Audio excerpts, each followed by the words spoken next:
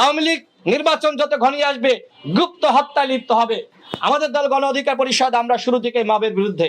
আপনারা 1.5 লাখ পুলিশের প্রশিক্ষণ দিচ্ছেন, আপনারা বিভিন্ন কর্মকর্তাদেরকে প্রশিক্ষণ দিচ্ছেন, কিন্তু গোয়েন্দা সংস্থার কোনো সংস্কার করছেন না।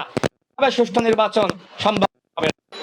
সাবেক কলঙ্কিত প্রধান নির্বাচন কমিশনার নুরুল হুদা, সে কিন্তু গ্রেপ্তারের পরে যখন তাকে কোর্টে তোলা হয়েছে, সে স্পষ্ট করেছে যে আমরা শুধুমাত্র চেয়ারে বসেছিলাম আর নির্বাচন করেছে এনএসআই ডিজিএফআই। তো এই এনএসআই এবং ডিজিএফআই যদি সংস্কার না হয় তাহলে কিসের নির্বাচন আর কিসের সুষ্ঠু নির্বাচন? আপনারা 1.5 লাখ পুলিশের প্রশিক্ষণ দিচ্ছেন, আপনারা বিভিন্ন কর্মকর্তাদেরকে প্রশিক্ষণ দিচ্ছেন, কিন্তু গোয়েন্দা সংস্থার কোনো সংস্কার করছেন না। সুষ্ঠু নির্বাচন সম্ভব হবে না। যে ঐক্যমত কমিশনের মাননীয় সহসভাপতি, তিনি স্পষ্টভাবে বক্তব্যে ক্লিয়ার করেছেন যে জুলাই যোদ্ধাদের যে দাবি, সেই দাবি আমরা মেনে নিয়েছি এবং জুলাই সনদের আইনগত ভিত্তি, সাংবিধানিক স্বীকৃতি, এই অঙ্গীকার নামায় অন্তর্ভুক্ত আগে থেকেই করা আছে।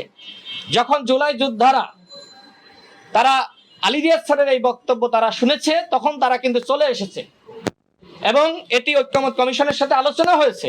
চলে আসার পরেও শখানিক ব্যক্তি তারা সেখানে উপস্থিত ছিল, তারা অনুষ্ঠান করতে দিবে না, বানচাল করবে।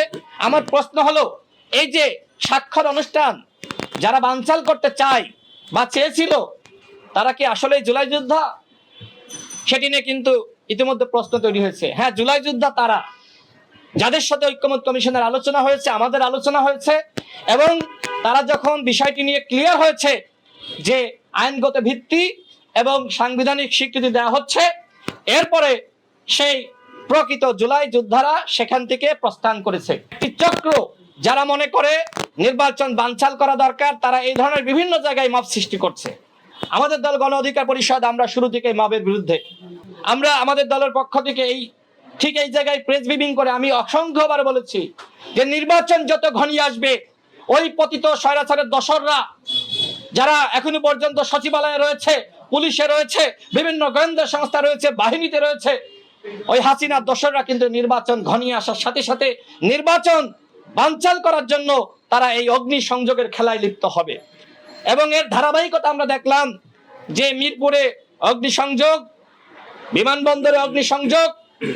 আমার প্রশ্ন হলো, কেন 26 ঘন্টা লাগলো?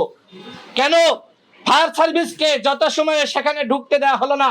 এই যে হাজার হাজার কোটি টাকা ক্ষতি হলো, এর মাধ্যমে কি রাষ্ট্র উপকৃত হয়েছে? আমি মনে করি বিমানবন্দরে যে ধরনের ঘটনা ঘটেছে, এটি ষড়যন্ত্রের অংশ। পতিত স্বৈরাচারের দোসররা রাষ্ট্রকে আনস্টেবল করার জন্য এই ধরনের চক্রান্তে লিপ্ত হয়েছে। চট্টগ্রামে আগুন লাগছে, এদিকে দেশের বিভিন্ন জায়গায় ধারাবাহিক আগুন, এগুলো ষড়যন্ত্রের অংশ। সুতরাং সরকারকে বলবো, এই পতিত স্বৈরাচারের দোসরদেরকে চিহ্নিত করুন। একের পর এক আগুনের ঘটনা, এইগুলো কোনো স্বাভাবিক ঘটনা নয়। আমরা এটিও শুনেছি, নির্বাচন যত ঘনিয়ে আসবে আওয়ামী লীগ বিভিন্ন প্রার্থীদেরকে হত্যা করার বা তাদের উপর হামলা করার চক্রান্তে লিপ্ত হবে। আওয়ামী লীগ নির্বাচন যত ঘনিয়ে আসবে গুপ্ত হত্যায় লিপ্ত হবে। যারা হাসিনাকে স্বৈরাচার বানিয়েছে, তারাও নাকি আগামী নির্বাচনে অংশগ্রহণ করতে চায়। আমাদের স্পষ্ট কথা, আগামী নির্বাচনে আওয়ামী লীগ জাতীয় পার্টি 14 দল অংশগ্রহণ করতে পারবে না। দেশের নাম্বার 1 ট্রেডিং অ্যাপ নিফটি ফার্স্টে পাচ্ছেন ট্রেডিং এর সব সুবিধা, dual exchange access, company analysis, portfolio তৈরি করা সহ আরও অনেক ইউনিক ফিচারের সাথে ট্রেড করতে ডাউনলোড করুন এক্ষুনি।